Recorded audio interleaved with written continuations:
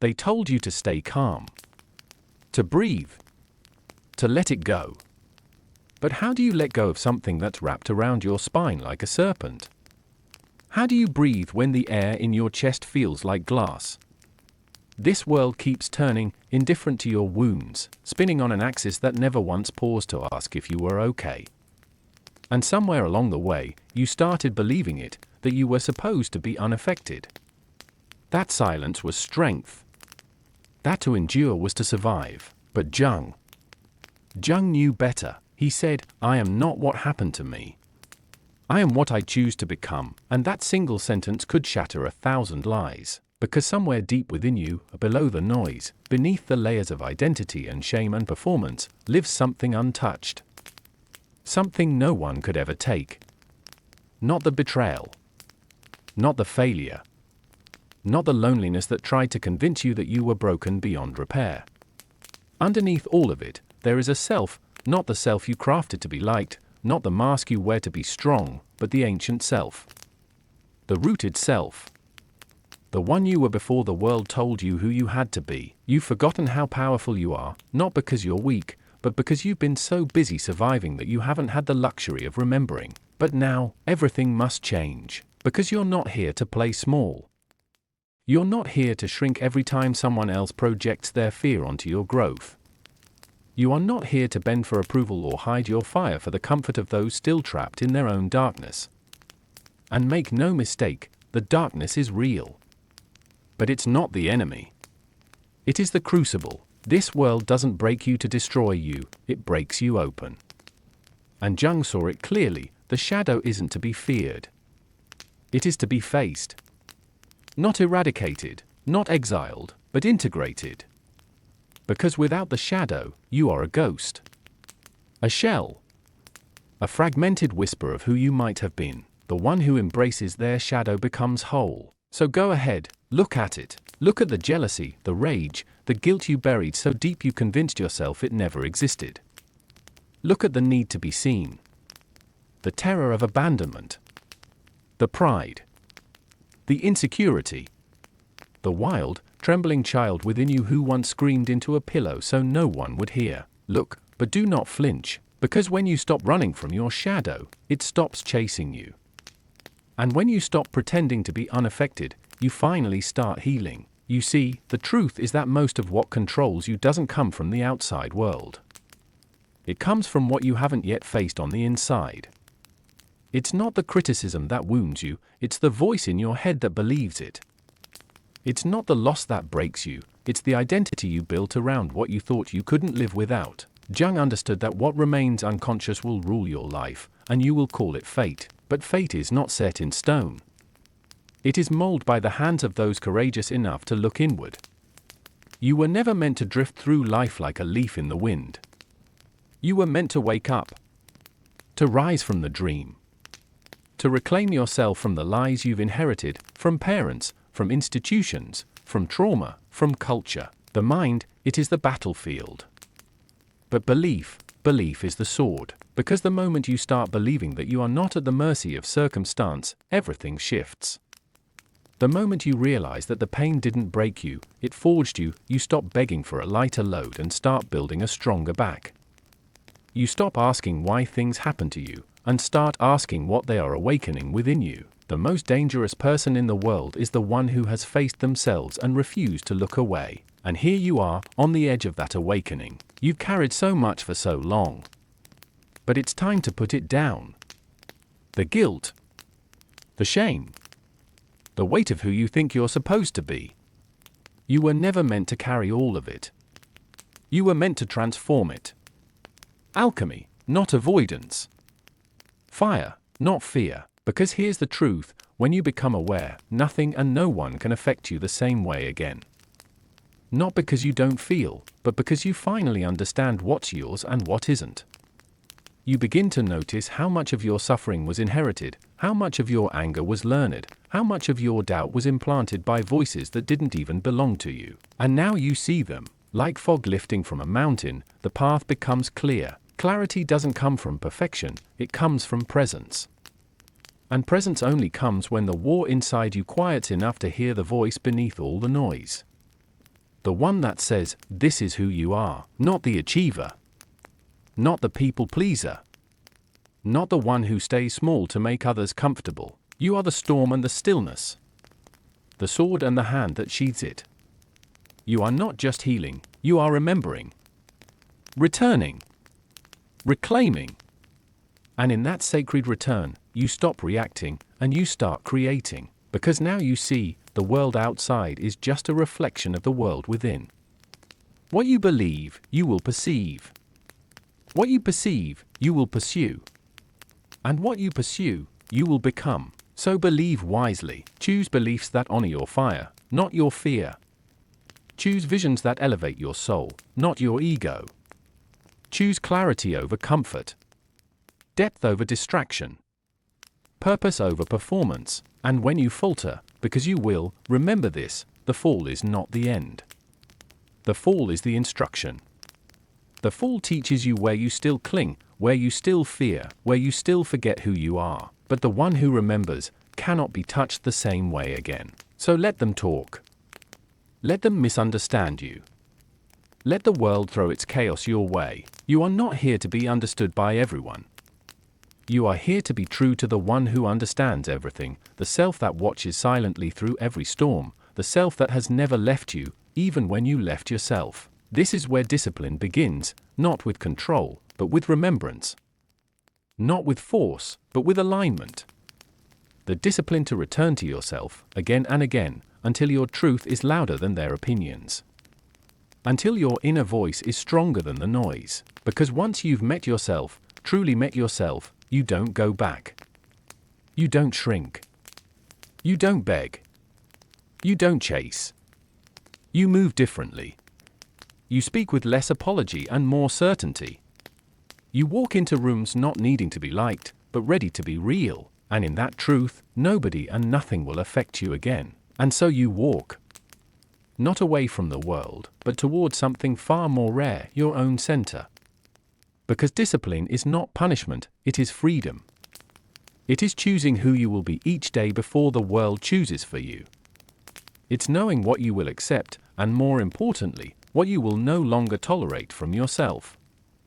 The excuses, the avoidance, the comfortable lies you whisper in the dark when you think no one is listening. But someone is listening. The self is always listening. And when you ignore it, when you betray it, when you pretend not to hear it, something inside you begins to decay. Not loudly, not dramatically. Slowly. Quietly. Like erosion. Until one day you wake up and wonder how you became a stranger in your own life. But not you. Not now. Because you've heard the call. And once heard, it cannot be unheard. You now understand, discipline is not about rigidity. It is about alignment. It is the act of returning to what matters, even when distractions scream louder. It is choosing your truth when illusion offers comfort. It is setting fire to who you were in service of who you are becoming. Not as an act of violence, but of liberation. There is no more pretending. You cannot unknow what you know. The path has revealed itself. And it will demand everything from you. But in return, it will give you back your soul, because your soul was never lost, only buried. Buried beneath the timelines you didn't choose, the expectations you never questioned, the roles you adopted to survive. But survival is no longer the goal. Sovereignty is, and to be sovereign means to live on your own terms. Not in rebellion, but in reverence. Reverence for the life force that flows through you. Reverence for your own inner authority. Reverence for the sacred responsibility of knowing yourself so deeply that no storm can uproot you again. Jung said, "The privilege of a lifetime is to become who you truly are." And now you know why. Because when you become who you truly are, you stop asking for permission. You stop waiting for the world to affirm you. You become the source. The well. The origin point. And that changes everything. You become less reactive. Not because the world is softer, but because you are stronger. Because you've learned to watch your emotions without being ruled by them. You've made peace with the chaos within you, and now no chaos outside you can shake your foundation. This is the clarity they never taught you in school, the clarity that comes from knowing what is yours to carry and what is not. From recognizing the difference between intuition and impulse, between fear and truth. You no longer confuse anxiety with insight. You no longer confuse urgency with purpose. You've slowed down. Not out of laziness, but out of wisdom.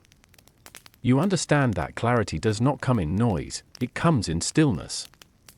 And so, you listen. Deeply. You listen to your body. You listen to your dreams.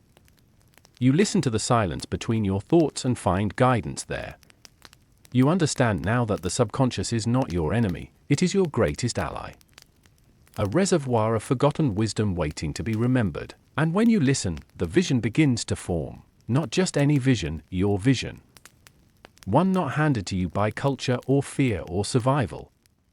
One that rises from the depths of your own psyche, shaped by every scar you carry and every truth you've dared to face. And you follow it, not blindly, not recklessly, but with the kind of conviction that only comes when the soul speaks louder than the fear, because this is the power of purpose. It does not make life easier, it makes you clearer, stronger, more dangerous to anything that thrives on your confusion. Purpose is not a destination, it is a lens. It's how you see the world, how you choose, how you act, how you respond. It is the force that pulls you out of the bed when everything hurts, the fire that refuses to die when everything else has gone dark. And once you've tasted it, nothing else will satisfy you, because you've known what it feels like to live without it, to drift, to ache, to settle. And you will not go back there again. You are no longer available for the versions of life that ask you to betray yourself. You are no longer loyal to old narratives that kept you small. You've seen through the lie that discipline is restriction. Now you know, discipline is devotion. Devotion to what matters most. Devotion to your highest timeline. Devotion to the version of you that does not flinch when the storm comes, but walks straight into it with open eyes and an anchored heart. And the storm will come. People will leave. Opportunities will vanish. Your old identity will beg to be resurrected. And fear will dress itself as logic, whispering in your ear that it's safer to stay where you are. But you won't listen, because something deeper is guiding you now. Not the mind that spins, but the self that knows. The self that remembers who you were before you were wounded. Before you were conditioned. Before you were taught to fear your own voice. That self has been waiting. Watching. Patient, but persistent. And now, finally, it's leading, so you move differently. You speak less, but with more weight. You stop needing to explain yourself, and instead, you simply embody. You stop apologizing for your depth, your intensity, your desire for truth. You stop editing your soul to make other people comfortable, and in that commitment, everything shifts. This is the power of vision. It filters your yes and clarifies your no. It demands your loyalty and rewards your devotion. It forces you to grow into someone who can hold it, not just dream it, because vision without transformation is fantasy. But vision with discipline becomes reality, and the discipline isn't sexy. It's not glamorous. It's quiet. It's in the early mornings. The hard conversations. The uncomfortable choices. It's in choosing solitude over noise, alignment over approval, growth over familiarity. It's in staying loyal to what you said you'd do long after the mood you said it in has passed. Because that's how you build a life that reflects your truth, not your trauma. A life that is forged from clarity, not confusion. A life that stands even when the winds howl and the world tries to knock you off center. And the world will try, but it won't succeed, because nobody and nothing can affect you again, not in the old way, not in the unconscious way. Once you've chosen yourself with this level of clarity, you've burned the old maps. You've buried the masks. You've looked your shadow in the eye and said, "You do not scare me." And now, you walk forward, not because you're fearless, but because your purpose is greater than your fear. And when purpose leads, fear follows. You've begun to live by a new law now, one not written in books or echoed by crowds, but carved into the marrow of your being. It is the law of aligned action, of movement without self-betrayal, of forward motion, not driven by desperation, but by deep inner truth. You no longer rush to prove. You no longer act to please. You act because you must, not from obligation, but from origin. Because when something is truly yours, resistance dissolves. Doubt fades. And even when fear lingers in the corners, it can no longer stop you. And this is what separates those who dream from those who become. It's not talent. It's not timing. It's not even luck. It's the ability to act in the presence of fear.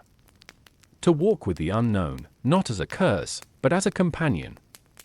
To wake each day and say, even if no one believes in me, I will act. Even if no one understands me, I will move. Even if no one applauds, I will rise, because now you're not doing it for them. You're doing it for the self that watched silently as you settled for less. You're doing it for the child in you who once dreamed freely. You're doing it for the future you, the one standing at the edge of destiny, waiting for you to catch up. And as you act, something strange begins to happen. The world starts to reflect your inner shift. Doors you never saw begin to open. People who mirror your truth start to appear. The noise fades. And in its place, resonance. Synchronicity. Alignment. It's not magic, it's mathematics. It's the natural law of inner order shaping outer reality, because action is not just movement, it is intention in motion, and intention backed by clarity becomes a force of nature. This is where the old self would begin to panic. It would grasp for safety, for validation, for proof that this path is working. But now you know better. You know that the most powerful actions often yield no immediate applause. That transformation is rarely loud. That the deepest shifts happen in silence, in the moments when no one is watching, and yet, you choose to keep going anyway. That's when the soul expands. When no one's clapping, but you move. When no one's affirming, but you trust. When no one's showing up for you, but you show up for yourself. That is how legends are made. And with each step, a deeper presence arises. You're no longer acting for the outcome. You're acting from alignment. And that distinction changes everything. Because now your actions are rooted in something unshakable. Not hope. Not need. But embodiment. You are no longer chasing your future, you are becoming it. And in that becoming, gratitude is born. Not the shallow kind. Not the performative lists. The kind of gratitude that makes you weep in a moment of stillness because you remember how far you've come. You remember the nights you thought you'd never survive. You remember the version of you that begged for escape and now lives in the bones of someone who chose to stay. You do not take that lightly, because you know now, to live is a privilege. To heal is a rebellion. To transform is a holy act, and you thank the chaos, not because you wanted it, but because it woke you. You thank the betrayal, not because it was kind, but because it forced you to find a truth deeper than loyalty. You thank the failures, not because they were easy, but because they shattered the illusion that comfort was ever the goal. You thank the fire because it purified you, and that gratitude, it becomes fuel. It becomes strength. Not the kind that flexes, but the kind that holds. The kind that does not shatter when life throws its next lesson at your feet, because life will. That's what life does. It tests what you claim to know. It asks, do you really believe what you say you do? Or is it only convenient in peace? And you answer, not with words, but with presence. With the way you keep showing up, even in uncertainty. With the way you hold yourself when no one else is around. With the way you say no when your nervous system is screaming to say yes. With the way you pause instead of perform. Breathe instead of break. Trust instead of tremble. This is not perfection. This is power, because now you've become someone the world cannot bend so easily. You're not numb, you're awake. You're not cold, you're clear. You're not unaffected, you are simply unshakable in your alignment. You've stopped asking the world to go easy on you. You've started asking yourself to go deeper. To live in such integrity with your truth that nothing external can destabilize your center. And from that place, From that unwavering core, adaptability is born. Not the kind where you abandon yourself to keep the peace. The kind where you hold your truth so fiercely that nothing outside you needs to stay the same for you to remain whole. You evolve without force. You bend without breaking. You shift without losing yourself. And that is what makes you unstoppable, because the self who can adapt is the self who cannot be destroyed. And Jung knew this. He saw that transformation wasn't about transcending the world, it was about entering it more fully. With eyes wide open. With a heart unguarded. With the courage to be changed by life, not erased by it. And now you carry that courage, not in the surface of your smile, but in the depth of your stillness. Not in how loud you are, but in how little you need to prove. You no longer need to dominate the room, you only need to inhabit yourself, and in doing so, you become a mirror. You reflect back to the world what it forgot. That power doesn't come from control, it comes from coherence. That strength isn't about resistance, it's about resonance. That healing isn't about fixing, it's about remembering. You have remembered, and now, your very presence changes things. People feel it. Rooms feel it. Not because you are trying to impress, but because you are aligned. Because you are whole. Because you are not performing a version of yourself, you are living the truth of who you are. And in that truth, nothing and no one can affect you the same way again. Because you are no longer seeking safety from the world. You have found it within yourself, and so you become still, not idle or still, still like the eye of a hurricane. Still, like ancient mountains that have seen kingdoms rise and fall. Still, like the knowing that needs no witness to validate its truth. You realize now that stillness isn't absence of motion, it is mastery of motion. It is the ability to move through life without being moved by chaos. To hold the storm in your chest and still speak with clarity. To feel everything and be ruled by nothing. This is the power that silence grants you, the kind of silence that doesn't fear the void, but welcomes it. Because in that void, you've found yourself. And not the version you curated for applause, but the version that emerged when everything fell away. This stillness, it's not passive.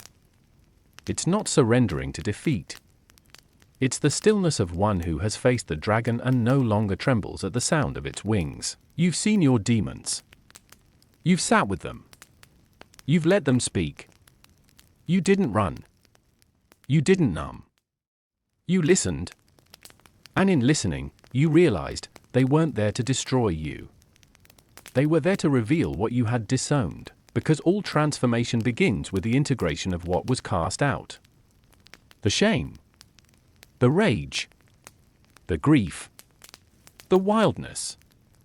The ambition you were told was arrogance. The voice you were told was too loud. The need you were told was too much. Jung called it the shadow, the part of us we reject in order to survive. But survival is not the measure anymore. Now you seek wholeness. And wholeness asks for honesty. Radical, ruthless, bone-deep honesty. You no longer say, "I'm fine," when you're breaking. You no longer say, "It's okay," when your boundaries are crossed. You no longer shrink in the name of harmony, because you know real harmony cannot exist where truth is sacrificed. And so you speak, not to be right, not to dominate, but to honor the voice that once whispered and was ignored. You speak because silence once cost you your peace. And you will not pay that price again. This is not rebellion. This is remembrance, and in remembering, you reclaim the parts of you that were once labeled too much, too sensitive, too intense. You stop cutting off limbs to fit into spaces not built for your soul, because the more you reject yourself, the more you invite the world to do the same. But now you embrace all of it. The sacred rage that says, "I deserve more." The sacred sorrow that says, "I have carried too much for too long." The sacred joy that says, "I am allowed to be this free." You stop asking for permission to feel. You stop explaining your depth.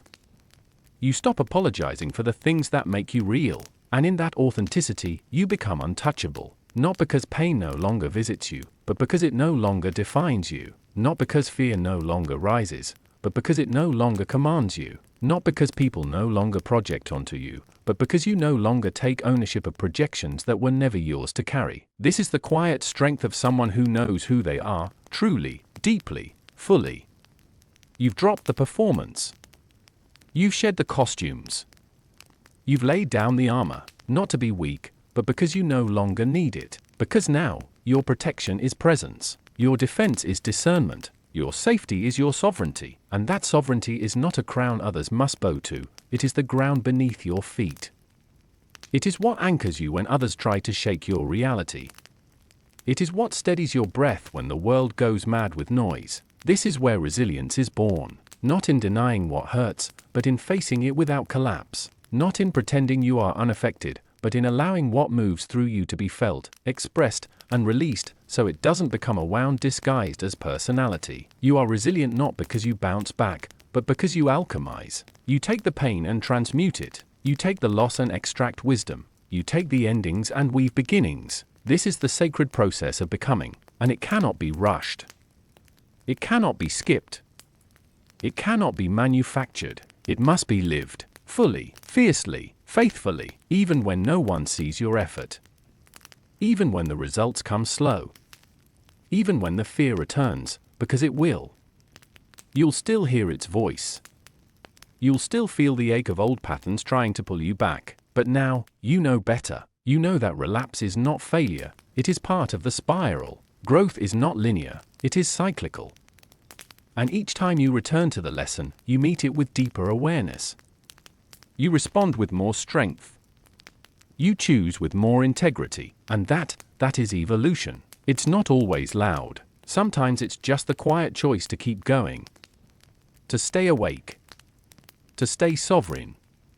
To stay true, even when your voice shakes, even when your knees buckle, even when your heart breaks open again. Because you've realized the cracks are not the end, they are the invitation to let the light in, to let the truth out, to be fully here, raw, real, alive. You are no longer interested in numbing your way through life. You are no longer interested in half-hearted connections, surface-level success, or safety built on self-abandonment. You want the real thing, real peace, real purpose, real love. But the real thing cannot be found while wearing masks, and so you shed them, one by one. With grace, with pain, with reverence, until all that remains is you, or not the idea of you, not the image of you, you. And that, finally, is enough, because you have seen what happens when you abandon yourself. And now, you choose not to. Again. And again. And again. Until choosing yourself becomes your default. Until silence becomes strength. Until truth becomes home. Until nothing and no one, no past, no person, no wound, holds power over you again. Not because you've built walls, but because you've built truth. And no one can tear down what was built in truth. Not anymore. And so here you are, standing in the aftermath of all you've walked through. The illusions, the masks, the roles you once wore like borrowed skin, they lie scattered at your feet. What remains is not polished. It's not pretty in the way the world defines beauty. But it is real. And in a world obsessed with the artificial, the real is revolutionary. You no longer chase the light, you've become it, and not in the way of blinding brilliance or performative positivity, but in the quiet, burning way of a soul who has found home in their own skin. A soul that no longer reacts, only responds. A soul that has seen the edge, stepped off it, and built wings on the way down. Now you understand what Jung meant when he said, until you make the unconscious conscious, it will direct your life and you will call it fate. You've made the unconscious conscious. Piece by piece. Shadow by shadow. You stopped running from your pain and turned toward it with the eyes of a warrior, not to fight it, but to learn from it. That's what makes you different now. Not that you're invulnerable, but that you no longer fear your own depths. You've looked into your sorrow and didn't drown. You've held your rage without letting it consume you. You've made space for your contradictions, and somehow they no longer compete. They harmonize. They inform each other. They make you a whole, and from that wholeness, you've gained something no one can fake. Clarity. Clarity about who you are. Clarity about what matters. Clarity about where you're going, and, more importantly, where you'll never return. You don't need every answer. You don't need a perfect plan. You need only this, the trust in your own becoming. The knowing that whatever lies ahead, you will meet it from the center of yourself, not the edges. Not the wounds. Not the story. But the self, and now your life bends to that truth. Slowly. Reluctantly, at times. But certainly. Because when you stop negotiating with your worth, the world stops offering you discounts. When you stop abandoning yourself, you stop attracting situations that mirror your abandonment. Your outer life now mirrors your inner stance, because you've stopped reacting from fear and started responding from power. The people who once drained you fall away. Not out of spite, out of frequency. You no longer speak the same emotional language. You no longer dance the same dysfunctional rhythm. They cannot follow you where you've gone, and that is not a tragedy. That is evolution. Even the silence they leave behind feels less like emptiness and more like sacred space. The old life doesn't call you anymore. It echoes, faintly, like a dream you've woken from. And when the echoes come, you do not run toward them. You listen, you thank them, and you let them fade. Because you know now, healing doesn't mean the past never whispers. It means it no longer commands your attention, and in that space, something else arises. Peace, not perfection. Not the absence of challenge. But peace, the kind that doesn't waver with circumstance. The kind that doesn't depend on approval, or outcomes, or control. Peace, because you are no longer divided against yourself. Because all the parts of you are finally sitting at the same table. You are no longer at war within. That is what makes you untouchable. Not immunity from pain, but union with your truth. Not the absence of storms, but the presence of roots. And those roots, they're deep now. They've grown not just downward into darkness, but upward into purpose. Into clarity. Into vision. You see now with eyes that are not clouded by trauma, or urgency, or need. You move with a calm, grounded urgency, not desperation, but devotion. Devotion to your path. To your evolution. To your truth. And so you rise, not for show, but because rising is what the soul does when it remembers who it is. You rise, even on quiet days. You rise, even when no one sees. You rise, because your rising is no longer a performance, it's a practice. A sacred return. A daily remembering. A devotion to the self that was always there, waiting. Waiting through the masks. Waiting through the noise. Waiting through the years of doubt and detour and distraction. And now, that self walks with you. It speaks not in shouts, but in certainty. Not in scripts, but in knowing. It does not beg to be believed. It is. And when people come now, with their opinions, their projections, their noise, you do not silence them. You simply don't make their voices louder than your own. You listen with grace. You discern with clarity. You walk away without guilt, because you finally learned your peace is not worth the price of fitting in. Your truth is not negotiable, your soul is not for sale, and in that conviction, you've become someone who cannot be manipulated, because you no longer seek validation outside of yourself. You've become someone who cannot be shamed, because you no longer carry secrets. You've become someone who cannot be gaslighted, because you know what's true for you. You are not hardened, you are held. You are not distant, you are discerning. You are not detached, you are devoted to your center. And from that center, you live. Not just exist. Not just survive. You live, with depth. With truth. With reverence for this one life that's been given to you, or not to waste on pretending, not to dilute in order to belong, not to fear into silence, but to live. Fully. Boldly. Unapologetically. This is what Jung knew. What he tried to remind us through symbols, through dreams, through myth, that the self is not something you find in the world, it is something you recover from beneath the rubble of who you thought you had to be. And once you've remembered, once you've returned to that self, nobody and nothing can touch you the same way again. Not because you've built walls, but because you've built truth. And truth, once lived, not just spoken, but embodied, becomes a shield made not of steel, but of soul. So go, not as a persona, not as an echo of others' expectations, but as you. Go with fire in your lungs and stillness in your step. Go knowing that the world may not understand you, but you do, and that is more than enough. You are not here to be liked. You are not here to be fixed. You are not here to be understood. You are here to be, and that is your revolution. That is your light. That is your return. And now, nothing and no one will affect you again. Not like before, not ever again.